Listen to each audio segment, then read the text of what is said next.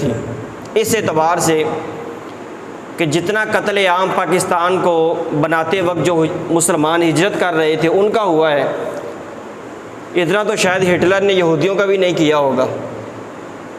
जो सफाकियत, जो बर्बरियत, जो जुल्म और तशद्दुद का बाज़ार पाकिस्तान की तरफ हिजरत करने वाले मुसलमानों पर हिंदुओं ने और सिखों ने गरम किया था, इतना बाज़ार शायद हिटलर ने यहूदियों के ऊपर भी गरम नहीं किया था। लाखों लाख अफराद ऐसे जो बिल्कुल कत्ल हो गए, बिल्कुल ही कहानी ख़त्म हो गई। लाखों अफराद ऐसे थे जो ज़ख्मी हो गए। कई माएँ बहनें बेटियाँ ऐसी थीं जो या तो अगवा कर ली गई, पकड़ लिया गया, या तो उनको कत्ल कर दिया गया, या वो खुद रोपोश हो गई, या वो कैद होने की वजह से ज़बरदस्ती, खुद मुसलमान थी हमारी माएँ बहनें बेटियाँ, लेकिन हिंदू सिख पकड़ के ले गए, वो ज़बरदस्ती हिंदुओं और सिखों के बच्चे पैदा करने पर मजबूर हो गई। आज हमारी नौजवान नस्ल वो आज़ादी के हकीकी मकसद को भुलाकर दुनिया के ज़ेबो ज़ीनत में, दुनिया की रंगीनियों में, दुनिया के ऐशो इशरत में मुब्तला होकर इस अल्लाह रब्बुल इज़्ज़त की नेमत का, जो अल्लाह रब्बुल इज़्ज़त ने पाकिस्तान की सूरत में हमें अता फरमाई, इसकी नाशुक्री और नाकदरी करने में मसरूफ़ है। हकीकी मानों में आज़ादी का तकाज़ा ये था, हर साल जब ये रात आती मुसलमान सजदों में गिर जाते, उस जुल्म और बर्बरियत और सफाकियत को सामने रखते हुए कि हमारे आबाओ अजदाद ने किस तरह का जुल्म बर्दाश्त किया है। आगे मैं चल के इसका एक मंजर रखूंगा आपके सामने, कलेजा फट जाता है इंसान का कि पाकिस्तान को बनाने के लिए हमारे आबाओ अजदाद ने, हमारे अकाबिरीन ने किस तरह कुर्बानियाँ दी हैं, कितना जुल्म उन्होंने बर्दाश्त किया है। कौन सा ऐसा भयानक मंजर था जो मुसलमानों ने नहीं देखा। इंसान उन चीज़ों को सोच भी नहीं सकता। आज उस चीज़ को इंसान सोचे तो रूह कांप जाती है। उस किस्म के जुल्म का मुजाहरा भी मुसलमानों के ऊपर किया गया। आज 14 अगस्त आती है, वालिदैन बच्चों को मोटरसाइकिलें दे देते हैं, वो जाके सलेंसर निकाल कर सड़कों के ऊपर मुसलमानों का जीना हराम करते हैं। वो पिकनिक मकामात पर जाकर, पार्कों में जाकर बेहयाइयाँ करते हैं, बदनजरियाँ करते हैं, फहाशियों और यानी के अड्डे गर्म करते हैं। हमारी नौजवान नस्ल, हमारे बच्चे वो इस तरह 14 अगस्त मनाते हैं। कुछ हमारे मुआशरे के पढ़े लिखे अफराद वो अंधे जाहिल बन जाते हैं। वो कहते हैं कि कायदे आज़म मोहम्मद अली जिन्ना ने तो पाकिस्तान बनाया ही सेकुलर रियासत बनाने के लिए था। कुछ हमारे बड़े जो बनने की कोशिश कर रहे हैं, किसी को मेंशन नहीं करता मैं, जो हमारे बड़ा बनने की कोशिश कर रहे हैं, उनकी जिहालत का ये आलम है। ऊपर से हमारे नौजवान नस्ल, हमारे नौजवान बच्चे ये आज़ादी को किस तरह गुजार रहे हैं, इसको किस तरह सेलिब्रेट कर रहे हैं, किस अंदाज में ये 14 अगस्त और 15 अगस्त की जो दरमियानी रात है इसको किस तरह गुजार रहे हैं। इसको जब इंसान सोचता है तो रूह कांप जाती है। हमारे आबाओ अजदाद ने इतनी कुर्बानियाँ दी हैं इस वजह से कि एक मुसलमान इंसान, एक मुसलमान बंदा वो आज़ादी के साथ अल्लाह रब्बुल इज़्ज़त की इबादत और बंदगी कर सके। और ये इबादत और बंदगी करने की बजाय ये बेहयाई और फाशी के अड्डे गर्म कर रहे हैं, अपने साथ साथ दूसरों का भी जीना हराम कर रहे हैं, बदनजरी कर रहे हैं, बदनिगाही कर रहे हैं, आंखों का जिना कर रहे हैं, हाथों का जिना कर रहे हैं, पाँव का जिना कर रहे हैं, दिल का जिना कर रहे हैं। हमारे नौजवान बच्चे जो है ना वो इस तरह इस आज़ादी के जश्न को सेलिब्रेट करते हैं, इस तरह इस 14 अगस्त को मनाते हैं। मैं कुछ हकाइक आपके सामने रख देता हूँ। पाकिस्तान की जब आज़ादी की जंग शुरू हुई,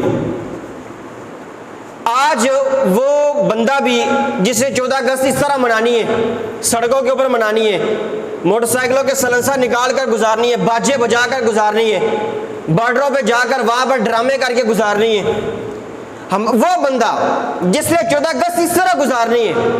कुछ सवालात हैं हर बंदे के ऊपर मैं छोड़ देता हूँ, हर बंदा उसको सोचे कि क्या इसका जवाब ये है कि हम इस तरह के मकामात पे चले जाए, वहाँ पर अजीबो गरीब किस्म के ड्रामे करें। पाकिस्तान को जब बनाने का तकाजा शुरू हुआ,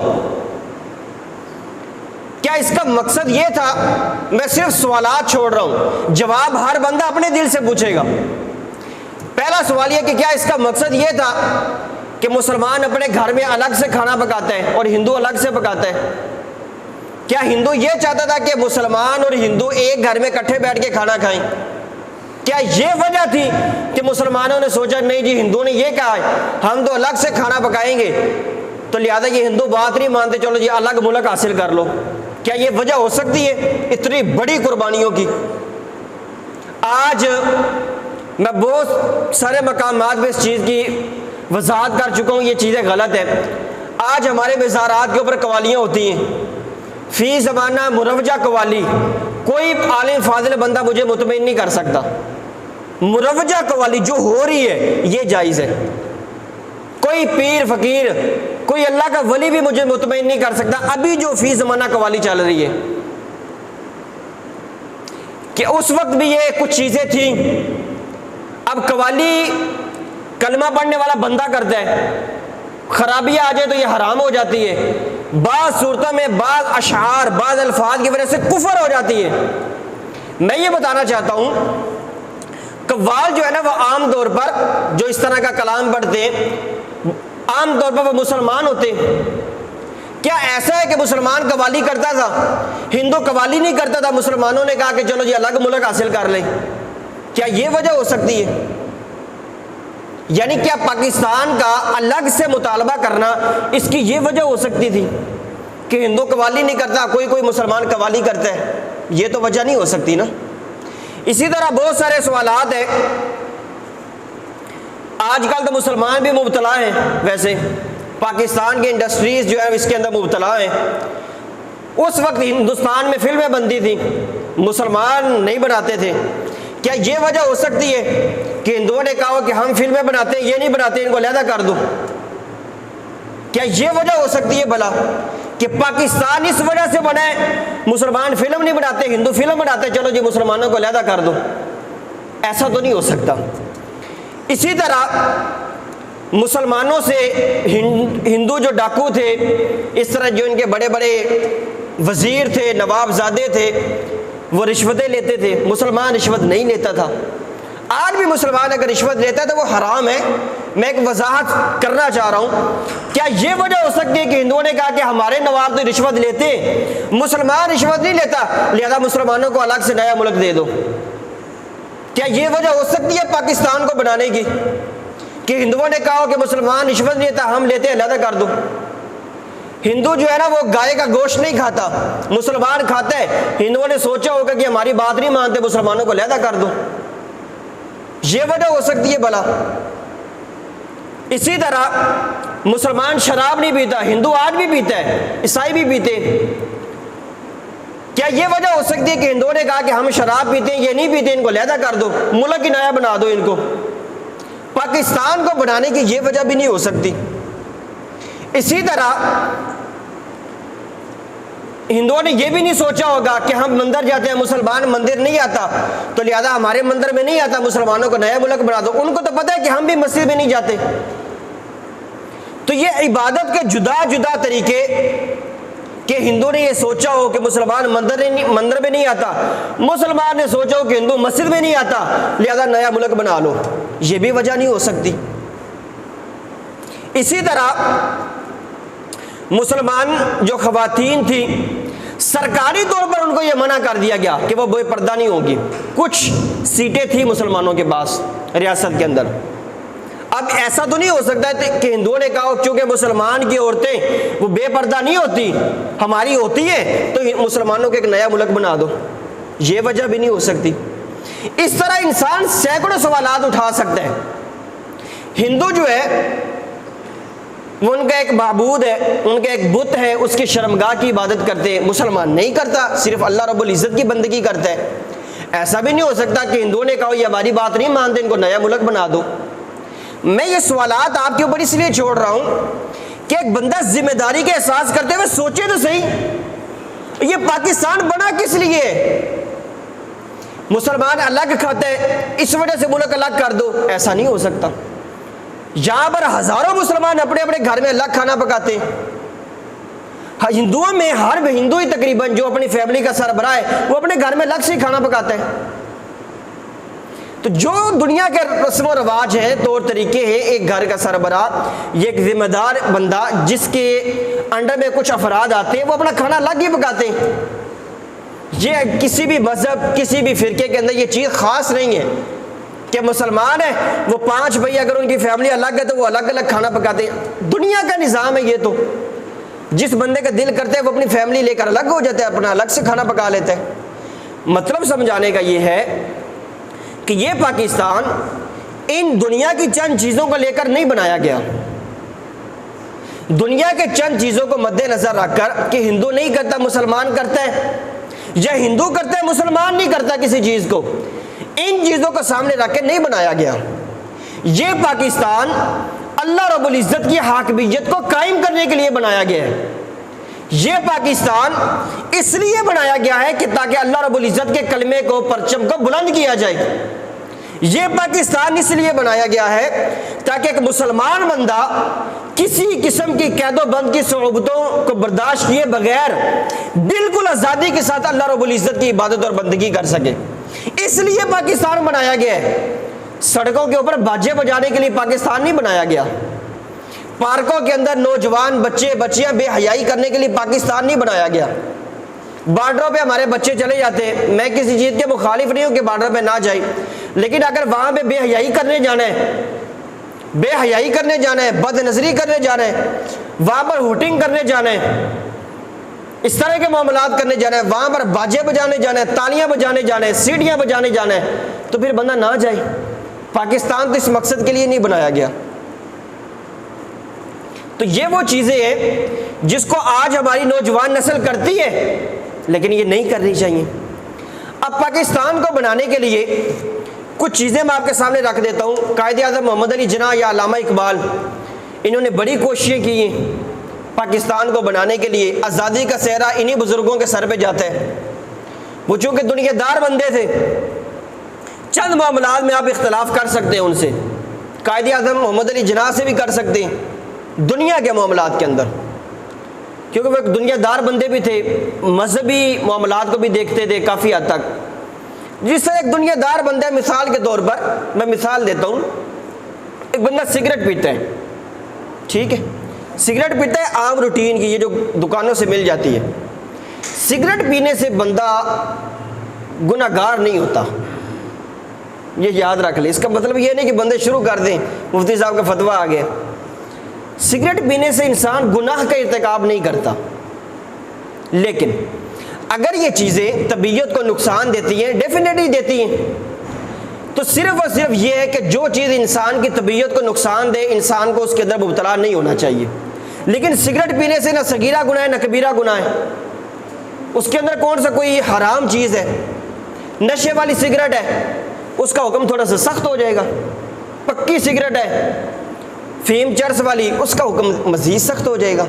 ये जो आम रूटीन के अंदर सिगरेट मिलती है, बिल्कुल नॉर्मल सिगरेट मिलती है, इसको पीने से इंसान गुनाहगार तो नहीं होता, लेकिन ये चीज़ चूँकि इंसान की तबीयत को नुकसान देती है, तो इंसान को ये काम नहीं करना चाहिए।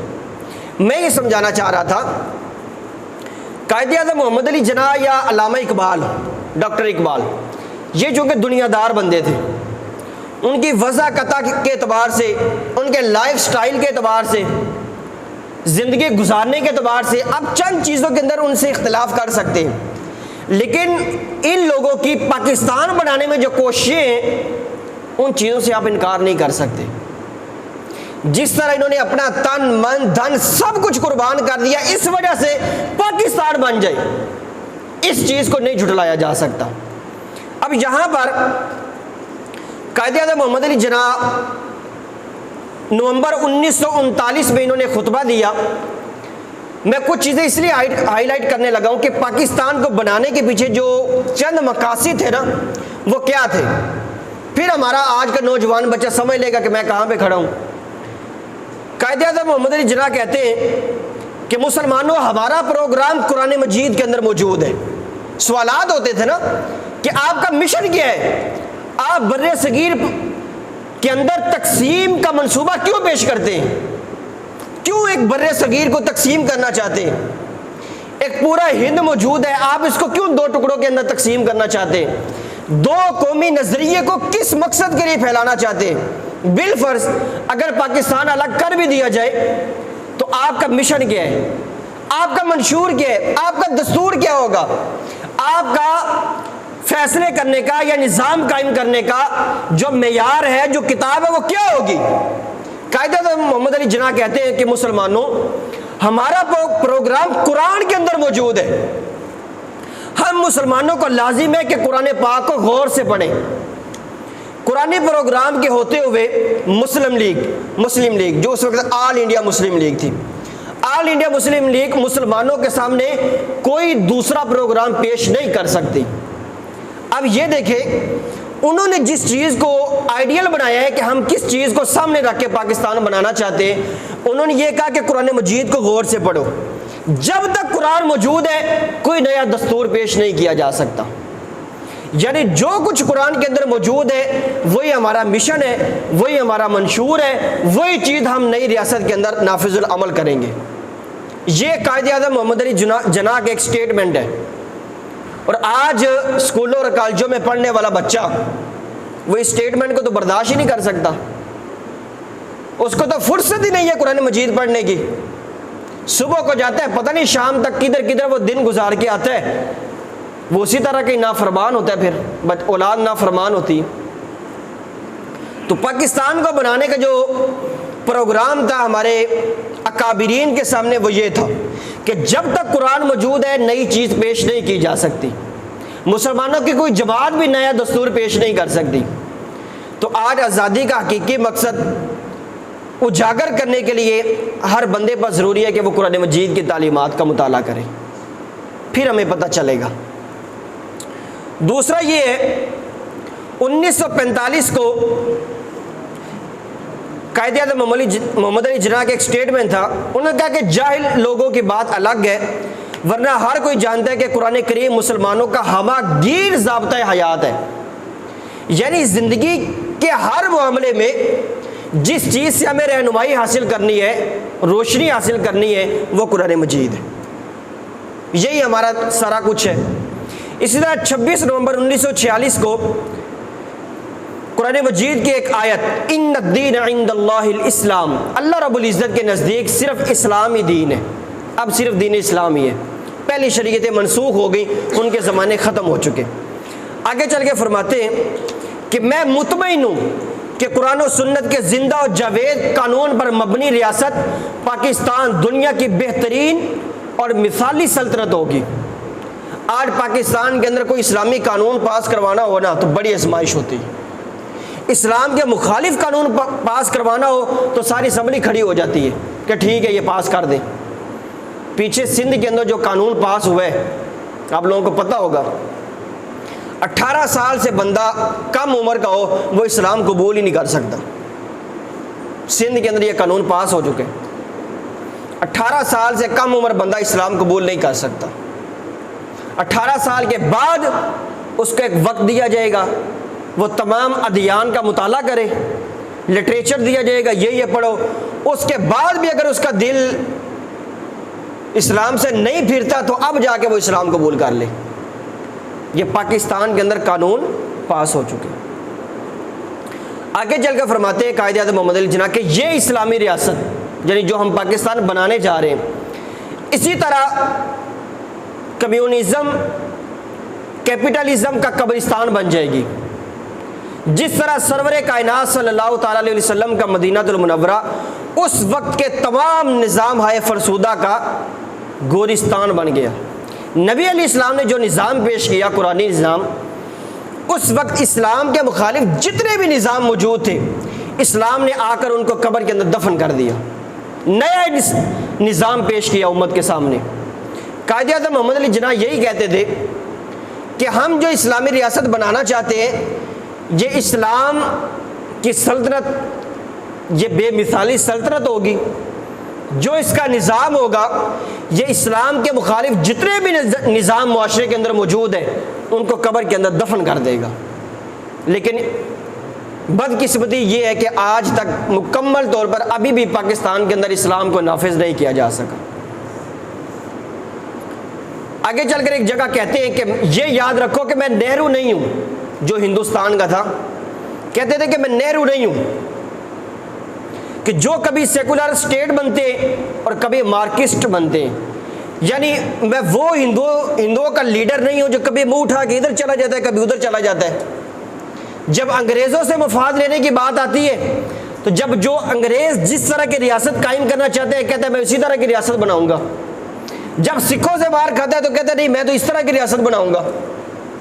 तो कहते हैं मैं कायदे-ए-आज़म मोहम्मद अली जिन्ना कहते हैं मैं नेहरू थोड़ा हूं जो कभी मुंह उठा के उधर चला जाता है तो कभी उधर चला जाता है। मैं पाकिस्तान को इस्लामी रियासत बनाऊंगा, पाकिस्तान के अंदर इस्लाम का निज़ाम नाफिज करूंगा। लेकिन पाकिस्तान बन गया, अकाबिरीन थोड़े वक्त के बाद विसाल फरमा गए। लेकिन उसके बाद हमारे ऊपर कुछ ऐसे नासूर मुसल्लत किए गए कि जिसकी वजह से पाकिस्तान अभी भी अपनी मजबूत बुनियादों पर कायम नहीं हो सका। यहाँ पर मैं आपको एक झलक दिखाता हूँ कि पाकिस्तान को बनाते वक्त मुसलमानों ने किस तरह की ये कुर्बानियाँ दी हैं। एक मुसन्निफ पाकिस्तान को बनाते वक्त जो कुर्बानियाँ पेश आई उसका आंखों देखा हाल बयान करते हुए लिखता है, कहता है कि बिलखुसूस मशरकी पंजाब में जहाँ के रियासतों से 52 लाख मुहाजिरीन पाकिस्तान आए थे।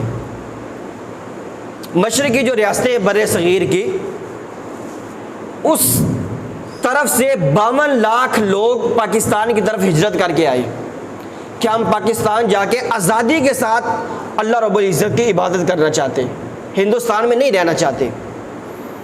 अब इन लोगों के साथ क्या सलूक हुआ ये आप ज़रा सुन लें। मुसन्निफ लिखता है कि जिस तरह से हुकूमत की फ़ौज, पुलिस और हिंदू और सिखों ने बंदूकों, राइफलों, ब्रेन गन्नों, स्टेन गन्नों, बम, तोपों, बर्छियों, नेज़ों, तलवारों, कुल्हाड़ियों, किरपानों और दीगर हथियारों से लाखों मुसलमान की नस्ल कशी की वो फकीदुल मिसाल है। कहते हैं कि मुसलमानों को इतना कत्ल किया गया कि उसकी तो मिसाल ही नहीं मिलती।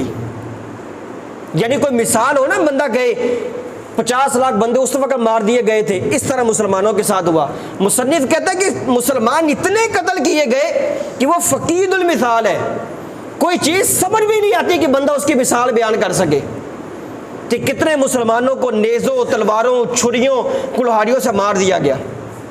आगे सुने, कहता है कि नबी करीम सल्लल्लाहु ताला अलैहि वसल्लम की शान में तौहीन की गई, मुसलमानों को ज़बरदस्ती हिंदू और सिख बनाया गया, मसाजिद में सूर और जानवर छोड़ दिए गए, कुरान हकीम के औराक में सौदा लपेट कर दिया जाने लगा, शहीद कर करके हिंदू और सिख उसके अंदर सौदा बेचते थे, जिस तरह ये गलियों में फेरी लगाने वाले होते हैं। मुसलमान मर्दों, औरतों और बच्चों को नजर आतिश किया गया, जिंदा ही जला दिया गया। एक शकीयुल कल्ब, एक बदबख्त बंदे ने 100 बच्चों को अपने हाथ से, जो मुसलमान बच्चे थे, जिंदा आग के अंदर भून डाला। ये एक एक बंदे के कारनामे कि उन्होंने मुसलमानों के साथ क्या किया। लाशों के टुकड़े करके उनको सलाखों में परोकर आग पर पकाया गया, बच्चों का ज़बह करके उनके आज़ा काट कर उनका गोश्त उनकी माओं के मुंह में ज़बरदस्ती डाला गया ताकि वो उसको चबाएं और इसको खाएं। मर्दों के उज़्वे तनासुल, मर्दों की शर्मगाहें काट दी गई, वालिदैन को उनकी औलाद का खून पीने पर मजबूर किया गया, लाशों को दरख्तों पर लटकाया गया। ये लाहौर का जो रोड है, ये भाटी गेट का जो रोड है, आप इस लाहौर की तारीख पढ़े आपको पता चल जाएगा कि इस रोड के ऊपर कोई दरख्त ऐसा नहीं था कि जिस दरख्त के ऊपर किसी आलिम दीन की लाश ना लटकी हो। ये जो दाता साहब से जाता है सीधा स्टेशन की तरफ, इस रोड की बात कर रहा हूं मैं। लाशों को दरख्तों पर लटकाया गया। ये सारी मुसलमानों की मंजर कशी हो रही है। बच्चों को उछाल कर नेज़ों के अंदर परोया गया। बच्चों को हवा के अंदर उछालते थे, नीचे से नेज़ा मार देते थे कि वो उसके अंदर लटक जाए बच्चा। मासूम बच्चों को फौजी बूटों के साथ कुचल दिया गया। कम सिन कलियों की बच्चियां, छोटी नाबालिग, छोटी मासूम बच्चियां, कम सिन कलियों की टांगे, नाजुक टांगे पकड़कर उन्हें दो हिस्सों में चीर दिया गया। यह मुसलमानों की बच्चियों के साथ सलूक हो रहे हैं। माँ बाप के सामने बच्चों के मुंहों में नेज़ा मारकर हलक के आर पार कर दिया गया। इनके कान, नाक, होंठ काट कर वालिदैन की झोली में डाल दिए गए। कई दूध पीते बच्चों को कीलों से ठोक कर दीवारों के अंदर लगा दिया गया। दीवार के साथ लगाते थे, गले में कील लगा देते थे, बच्चा लटक गया दीवार के अंदर। ये मुसलमानों के बच्चों के साथ। और आज मुसलमान के बच्चे ये आज़ादी का जिस तरह बेड़ा गर्क कर रहे हैं, मैं इसकी भी मिसाल बयान नहीं कर सकता। हमारे आबा व अजदाद के बच्चों ने किस तरह कुर्बानियां दी हैं। आगे सुनते जाए। सबसे बुरा हाल मुसलमान औरतों का था। कई लड़कियों को उनके वालिदैन और भाइयों ने उनकी इस्मत यानी उनकी पाक दामनी खराब ना हो, कोई हिंदू उनके साथ जिना ना कर सके, इसकी हिफाजत की खातिर मुसलमानों ने खुद अपनी माओ, बहनों, बेटियों को खुद ही अपने हाथों से कत्ल कर दिया कि कोई हिंदू मेरी बेटी के साथ जिना ना कर सके, मैं खुद ही इसको मार दूं। कई लड़कियों ने खुदकुशी कर ली। लातादाद मुसलमान लड़कियां अगवा कर ली गई, जिनमें से बेशुमार आज भी अपनी कोख से, अपने पेट से काफिर बच्चों को जन्म दे रही हैं। मैं इसको आगे बयान करता हूं। मैंने किताब में पढ़ा था, किताब ज़हन में नहीं आ रही, लेकिन इतना पता है मेरे पास घर में पड़ी हुई है। एक मुसलमान औरत जो किसी हिंदू के घर थी, बूढ़ी माई, वो एक मुसलमान से मुकालमा करते हुए कहती है कि मेरी 3 नस्लें हो गई हैं, मैं, मेरी नस्ल और उसके आगे नस्ल। हम हिंदुओं के घर में हिंदू बच्चे पैदा कर रही हैं। हम आज भी इंतजार कर रही हैं कि कोई सलाहुद्दीन अयूबी का जानशीन उठकर इन हिंदुओं को कत्ल कर दे। यानी वो किस तरह की जिंदगी गुजार रही होंगी, आप अंदाजा लगा ली। आगे सुने जरा, ये पाकिस्तान को बनाते वक्त क्या हुआ है। कहते हैं कि और उनकी आंखें यानी मुसलमान औरतें, वो जो अपने पेटों से हिंदू बच्चे पैदा करने पर मजबूर हैं, उनकी आंखें किसी मोहम्मद बिन कासिम और महमूद गजनवी का इंतजार करते करते पत्थरा चुकी हैं, पत्थर बन चुकी है रो रो के कि कोई तो आएगा, कोई तो आएगा हमारी इज्जत बचाने के लिए। सलाहुद्दीन अयूबी के बारे में 17 साल का नौजवान है। एक अंग्रेज ने कहा था बैतुल मकदस के ऊपर जब वो काबिज थे, एक अंग्रेज ने कहा था छोटी नाबालिग बच्ची को पकड़ के कि बुलाओ अपने मोहम्मद को। तो सलाहुद्दीन अयूबी ने कहा था कि सलाहुद्दीन अयूबी अब उस वक्त तक जमीन के ऊपर नहीं लेटेगा जब तक उस अंग्रेज का पकड़ के सर कलम नहीं कर देगा। 3 साल से ज्यादा अरसा लगा सलाहुद्दीन अयूबी को बैतुल मकदस फतह करते हुए। हर बात जंग करता, मनसूबा बंदी करता, बिल आखिर पकड़े गए वो सारे बड़े बड़े जर्नैल और उनके कर्नल पकड़े गए अंग्रेजों के।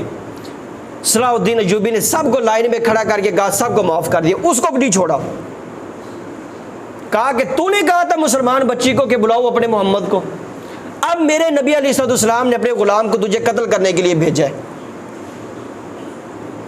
किताबों में आता है कि सलाहुद्दीन अयूबी वो 3.5 साल का अरसा कभी लेटा ही नहीं जमीन पे, सोता भी था किसी दीवार के साथ, किसी दरख्त के साथ टेक लगा के बैठ के सो जाता था, जमीन में नहीं सोता था कि मैं चैन से कैसे सो सकता हूं जब मेरे नबी अलैहिस्सलाम की तौहीन की जा रही है और मुसलमान एक बच्ची को अगवा कर लिया गया है। और यहां पर ये देखें, मैंने इसलिए शुरू में कहा था तारीख़ इंसानियत में इतनी बदतरीन इज्जत आज तक नहीं हुई, इतने जुल्म और बर्बरियत का मुजाहरा आज तक किसी हिजरत के अंदर नहीं हुआ जितना ये मुसलमानों ने पाकिस्तान को बनाते वक्त हिजरत के अंदर जिस चीज़ का सामना किया। आगे सुन लें, जो मुसलमान बच्चियां जिंदा हाथ लगी उनकी छातियां काट दी गई। वालिदैन और भाइयों के सामने जवान लड़कियों को बेलिबास करके इंतहाई बेदर्दी के साथ उनके साथ जिना किए गए। मुसलमान वालिदैन देख रहे हैं कि मेरे सामने मेरी बच्ची के साथ हिंदू ये कर रहे हैं, बिल्कुल सरेआम लिबास उतार दिए गए। जिन्हें आसमान ने भी कभी बरहना सर ना देखा था, जिन मुसलमान बच्चों के नंगे सर आसमान ने ना देखे, उन मुसलमान बच्चियों को सरेआम बेलिबास कर दिया गया। वालिदैन के सामने उनकी बच्चियों के साथ इस तरह के जिना किए गए। उन मुसलमान बच्चियों के कपड़े उतार कर नंगे करके उनके जुलूस निकाले गए।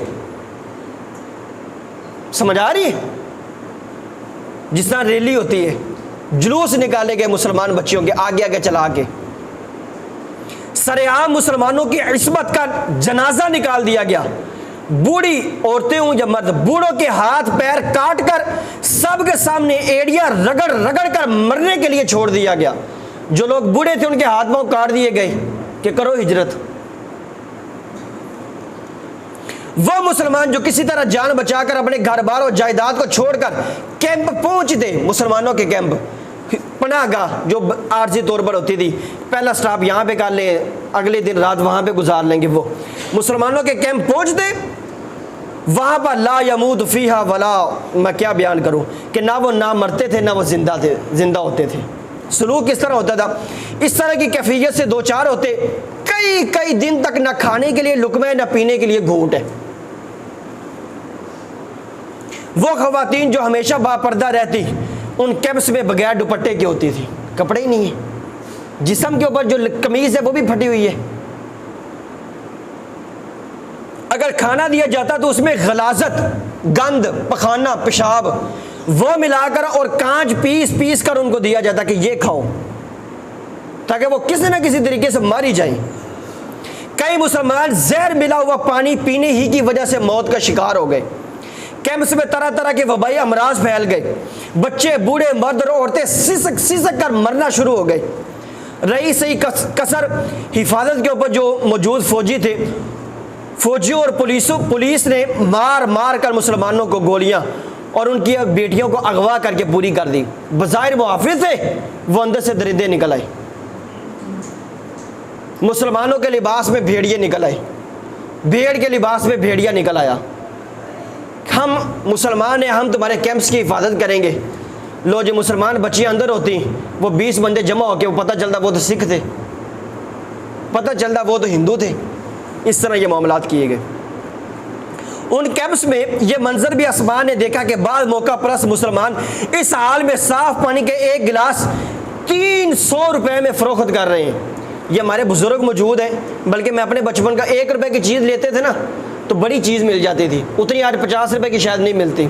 हमारे बुजुर्ग मौजूद हैं, ये अपने जवानी के नहीं, अपने बचपन का बता दें कि 1 रुपए में कितना कुछ आ जाता था। और जब हिजरत हो रही थी, कुछ अपने भी बेगाने निकल आए। जिसके पास पानी था वो उस वक्त 1947 के अंदर, जिस वक्त चवानियाँ और ठंडियाँ भी बड़ी कीमत रखती थी, उनसे जब पानी के एक गिलास मांगा जाता वो उस वक्त कहते थे कि 300 रुपए दो, 300 रुपए दो। पाकिस्तान बनने के बाद जो पूरे मुल्क का बजट था ना, बजट पूरा मुल्क चलाने के लिए जो पैसा चाहिए था वो चंद हज़ार रुपए था। पहले बजट के अंदर हुक्मरानों ने उस वक्त ये सोचा कि इतना पैसा तो पूरा साल चलाने के लिए काफ़ी है। चंद हज़ार रुपए पूरा मुल्क चलाने के लिए बजट था पाकिस्तान का, 1 लाख रुपए भी नहीं था। लेकिन उस वक्त जो अपनों के अंदर बेगाने निकल आए, वो पानी के एक गिलास वो 300 रुपए में फरोख्त कर रहे थे। जो दरिया अबूर करने, खाना या पानी खरीदने और जान और इज्जत की हिफाजत करने में मुसलमानों की सोने, चांदी और रुपए की सूरत में जो कुछ जमा पूंजी थी वो दूसरों के हाथों में चली गई। वो मुसलमान काफिले, बाकी अक्सर लोग बाद में आए हैं, वालिदैन मौजूद हैं। वालिदैन तो समझना किस तरह आज़ादी की जंग लड़ी गई है। वो अपने बच्चों को मना करें घर जाके कि ये किस तरह, ये कलेजे फट जाते हैं इसको सुन के। इंसान अकेले बैठ के सोचे, यार मैं उस वक्त मौजूद था, मेरी बेटी को बेलिबास करके उसका जुलूस निकाला गया, मेरी बेटी के सीने को काट दिया गया, मेरी बेटी की शर्मगाह को काट दिया गया। इंसान सोचे, फिर नहीं सोचे कि मैं अपने बच्चे को किस काम के लिए भेज रहा हूं बाहर। वो मुसलमान काफिले, जो ट्रकों, बसों, बैलगाड़ियों, रेलगाड़ियों भी या पैदल ही पाकिस्तान की तरफ हिजरत के लिए रवाना हुए, रास्ते में उनके काफिलों पर हमले किए गए, लड़कियों का अगवा कर लिया गया, लाखों का काफिला हजारों में, हजारों का काफिला चंद गिनती के लोगों के अंदर तब्दील हो गया। 1 लाख बंदा निकला था, पाकिस्तान कितने पहुंचे? 300 बंदे। पाकिस्तान कितने बंदे पहुंचे? 250 बंदा। वो किस तरह पहुंचे? छुरियों, नेज़ों, बर्छियों के जख्म लेकर पाकिस्तान पहुंचे। इस तरह तो पाकिस्तान बने। बेशुमार अफराद सफर की सोबतों को बर्दाश्त ना करते हुए रास्ते में ही मर गए। कई किसी मंजिल पर कैंप्स में पहुंचकर जान दे देते। इन काफिलों के बारे में एक अंग्रेज लिखता है, सिर्फ ये आखिरी हवाला पेश करके बात खत्म करते हैं। एक अंग्रेज लिखता है जिसने उस वक्त ना, आज अगर मुसलमान लिखे तो बंदा कह सकता है यार मुसलमानों ने बढ़ा चढ़ा के बात बयान की, अपने ऊपर जानबूझ के जुल्म ज्यादा बयान किए। कोई हिंदू लिखे तो मुसलमान कह सकते इन्होंने कम किए। एक अंग्रेज लिखता है, वो जिस वक्त ये पाकिस्तान तकसीम हो रहा था, कहता है कि जब हमारा तैयारा हिंदुस्तान की तरफ मुड़ा तो हमने मुसलमानों के उतरे हुए और अफकार से बोझल फिक्रें, सोचें, टेंशनें, परेशानियां, इनसे लटके हुए मुसलमानों के चेहरे देखे। आगे क्या देखे सुने। यह मुहाजिरीन आहिस्ता आहिस्ता लाइलपुर, लाहौर की तरफ बढ़ रहे थे, हिजरत कर रहे थे। उनका सब कुछ लुट चुका था, आसाइश, सुकून, मालो मता, घर बार, वो बिल्कुल खाली हाथ थे। पानी का गिलास भी नहीं था हाथ में, खाली बर्तन भी नहीं था। वो दरिया ब्यास की तरफ आए। मुहाजिरीन का कारवां इतना लंबा था कि उसके एक सिमत से दूसरी सिमत तक गुजरने के लिए हमारे तैयारे को 1.25 घंटा लगा। अंग्रेज कहता है कि हमारा तैयारा उड़ रहा था। मैं आपको आसान अंदाज में समझाता हूँ। चलो आज का तैयारा तो बड़ी तेज़ी के साथ उड़ जाता है। आम ये जो एयरलाइन है PIA, ये 35 मिनट में कराची पहुंच जाती है 1000 किलोमीटर का सफ़र करके। चलो उस वक्त का जहाज चलो 500 किलोमीटर का सफ़र कर लेगा। मिसाल दे रहा हूँ। अंग्रेज कहता है कि मुसलमानों का काफिला इतना बड़ा वो हिजरत कर रहा था कि उसके ऊपर से ये काफिले, इसके ऊपर से हमारे तैयारे को गुजरते गुजरते 1.5 घंटा लगा है। यानी इतना बड़ा काफिला पाकिस्तान की तरफ हिजरत कर रहा था। आप अंदाजा लगाए करोड़ों की तादाद में अफराद होंगे, लेकिन इनके साथ सलूक क्या हुआ है सुनो जरा। कहते कि एक सिमत से दूसरी सिमत तक गुजरने के लिए हमारे जहाज को 1.25 घंटा लगा। वो भी इस सूरत में कि तैयारा 180 मील फी घंटा की रफ्तार से परवाज कर रहा था। जहां से मैं घर से आता हूं ना, ये 85 किलोमीटर है। ये तकरीबन 54 मील बनता है, 54 मील 55 मील तकरीबन। वो अंग्रेज कहते हैं कि 12 घंटा हमारा जो तैयारा था, जहाज, वो 180 मील। अब अंदाज़ा इस तरह लगा लें कि यहाँ से साहिवाल लगा लें, इतना लंबा काफिला था जो इस तरह हिजरत कर रहा था। लेकिन उसके बावजूद वो आगे चल के कहता है कि वो इन ट्रेनों पर, इन काफिलों पर मुनज़्ज़म अंदाज में हमले किए गए। पूरी ट्रेनों की ट्रेनें, काफिले के काफिले काट दिए गए, सब कुछ लूट लिया गया। जब ये ट्रेनें, ये काफिले पाकिस्तान पहुँचते तो कुछ भी नहीं होता था। लाख बंदा निकला, कोई 200-150 बंदा, 250 बंदा पाकिस्तान पहुँच रहे। तो इस तरह ये पाकिस्तान की हिजरत हुई है। आज वालिदैन अगर उनके बच्चे घर से मोटरसाइकिल मांगते हैं ना कि थोड़ी देर घूमने के लिए, वो ज़रा मेरे इस बयान को एक दफ़ा सुन लें। हमने क्या कुर्बानियाँ दी हैं। बच्चे बच्चियाँ जो इस तरह जाते हैं ना, मैं तो कहता हूँ कि इस दिन बच्चे और बच्चियों को तालीम से भी छुट्टी ही करवाएं, घर में बंद करें उनको। वैसे तो सरकारी छुट्टी है, वैसे एक मिसाल दे रहा हूँ, उनको घर में बंद करें। बाहर आयाशियाँ करने के बजाय वो इस चीज़ को समझे कि इस चीज़ के लिए थोड़ा पाकिस्तान बनाया गया है, जिस चीज़ के लिए हम जा रहे हैं। तो ये पाकिस्तान की कुर्बानियों को याद रखें। ये जो मैंने मंजर कशी की है ना, बयान की है कि वो किस तरह काफिले थे। 1 लाख का बंदा काफिला लेके निकलता है, पाकिस्तान में 250 बंदा पहुंच रहे। इस चीज़ को याद रखें कि बाकी गए किधर है, वो किधर गए। हमें ये मुल्क दिलाने के लिए वो किधर चले गए, खुद कत्ल हो गए। हमारी आने वाली नस्ल आज़ादी के साथ इबादत कर सके। और ये इधर वाघा बॉर्डर पे जाके, गंडा सिंह बॉर्डर पे जाके उधर इबादत करते हैं। ये पार्कों में जाके ये इबादत करते हैं उधर। तो इन चीज़ों को याद रखें, हमारे अकाबिरीन की कुर्बानियों को याद रखें, इनको फरामोश ना करें। यही आज़ादी का हकीकी मकसद है और हकीकी पैगाम है। इस चीज़ को समझेंगे ना तो अल्लाह रब्बुल इज़्ज़त मज़ीद नेमतें भी देगा, वरना नाशुक्री करने वालों को अल्लाह रब्बुल इज़्ज़त पहली नेमतें भी छीन लेते हैं। अल्लाह रब्बुल इज़्ज़त हमें अपनी नेमतों की कदर करने की तौफ़ीक अता फरमाए।